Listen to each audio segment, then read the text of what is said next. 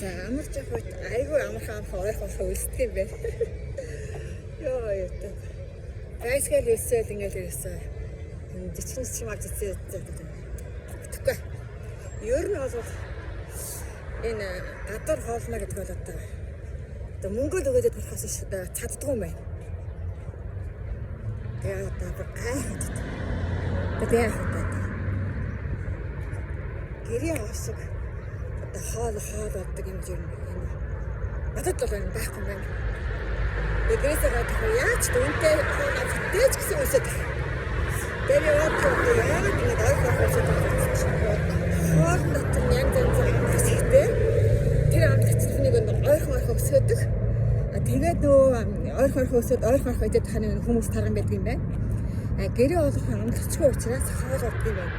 Энийг одоо тавихандаа нэг хэлмээр байна да. Сайн байцгаана уу. За ингээд замын газар явж ирсэн чинь нэг сонирм харагдаад бүр тухалж яваад би суучлаа. За тэгээ юу болоод харчваа гэсэн чинь одоо энэ жимс ингээд унтсан байна. Одоо манайхаар Монголд би хасармаа гэдэг санах юм. Заримдаа хүүхд багтайгаад нар хам наган чавгал гом хэддэг байж лээ. Одоо энэ ч гэсэн би иддэг л дээ.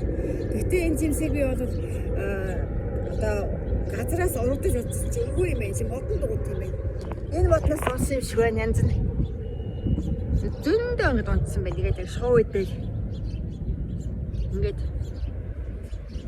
аргуу халуун орон учраас ингээд жимс ногоон ингээд ботноос ингээд унаал жигтэй хэсэж удаа урагдсан юм бүүмэд. Сонин тэгээд тулж аваад ингээд хараа сууж байна. Гэтэ би нэг идэхгүй зүгээр сонирхож ярьж байгаа шүү. Энэ ботон дуутгийг одоо л мэдлээ. За ингээд баяртай.